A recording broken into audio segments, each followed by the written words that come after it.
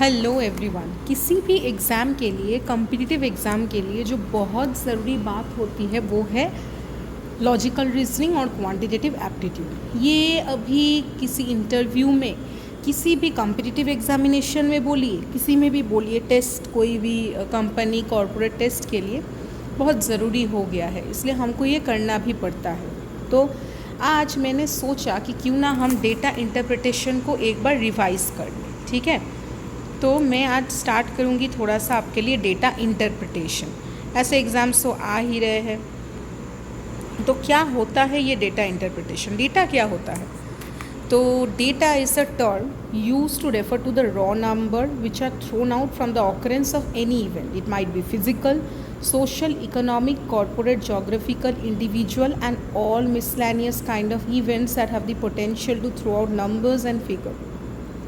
This number and figure, however, make no sense by themselves unless they are qualified by a series of qualifiers explained as follows. So, what is the nature of data? A numerical value by itself represents nothing and describes absolutely nothing. Thus, if we imagine a number like 37, it means absolutely nothing by itself. The number starts to gain some significance when it is qualified by saying that it is the temperature. However, just by saying that the number represents temperature doesn't complete the description.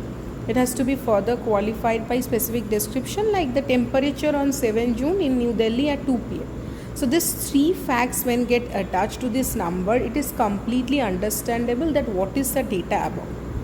Even with qualifiers, the magnitude of the value is not imaginable. The natural question that will arise in the mind is, what does the number 37 described as the temperature at 2 p.m. represent in terms of its magnitude? What is magnitude? Here the 37 is a magnitude. 37 degrees Celsius was the temperature of New Delhi on 7 June. So it could equally have been qualified as this was the sales turnover of company. So the magnitude is 37. Okay, now some standard common pointers like the time dimension, which is an overriding of a fact of a life, and most data is measured in the reference frame of a particular time. Thus we qualify the temperature of New Delhi.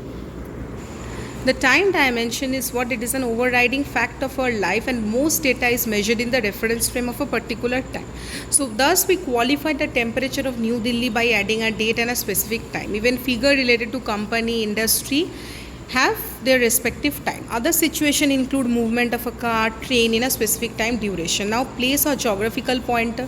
The second most common standard pointer which is used for making sense out of a number when we talk about economic data, we talk about the country. So this is another way to look at data and numerical value. A variable is a quantity or an attribute whose value is not fixed. As an example, we can think of temperature. It changes, it varies with the time. So now the types of variable, you need to know or understand what are the types of variables out there. Variables, now discrete variable and continuous variable. What is the difference between two? Let us understand. Variables which have only discrete value change, like have no in between value, like continent, country, company, change in this variable always occurred in discrete time. Thus a year may be either 2003 or 2004. There is nothing like 0.5. So when we talk about the year as a variable, similarly the country being mentioned could either be this or this or this or any other. Now what is continuous variable? There are variables which change continuously, right? In this context, it can be easily seen that while continuous variables can be easily represented by an unbroken line on the xy plane, discrete variable cannot be shown in such a fashion. So if a continuous variable is taken on one of the axes in the xy plane, then each point on that axis will have a certain value. If an axis is used to represent a discrete variable, then not every point of the axis will necessarily represent an instant of the discrete variable. So such an axis which will have points will lie in between two of the value of the discrete variable and which will have no meaning.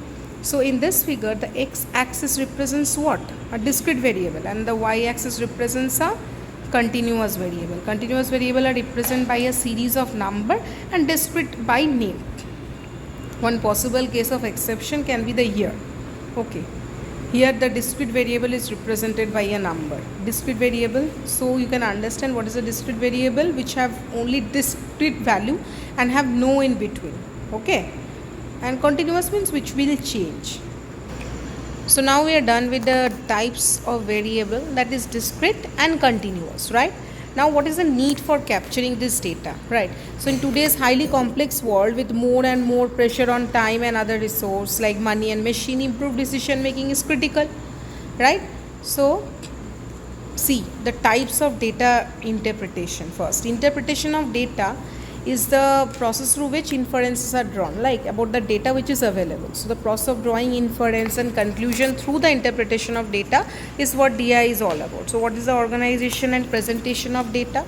Normally data is generated in such volumes and in such great proportion that it becomes impossible to make any useful judgment through the volume of data unless organized in a condensed form that will highlight the main characteristic, facilitate comparison and render it suitable for further processing and interpretation.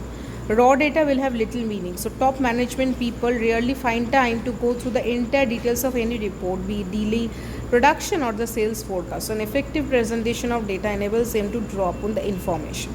Like one chart, table or graph gives at least 10 times more information. So there is thus a need to organize this data, right? Because there are different types of data. See, one table, the marks in physics and biology of 27. This is a very easy level question. Okay, so for the beginning it is okay, this represents the marks in physics and biology of 20 students, like physics, biology.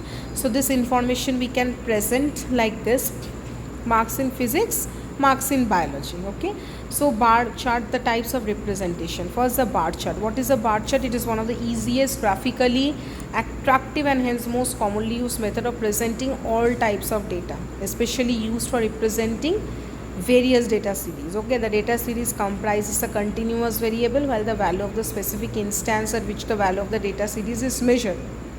Presentation of data as bar chart makes a comparative study of the data very easy. A bar chart consists of a group of bars which are equidistant from each other. The values on the bar chart are ready by the measurement of the length.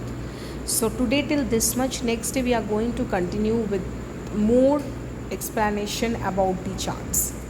Thank you so much for the video, and do tell in the comments if you need any help regarding it.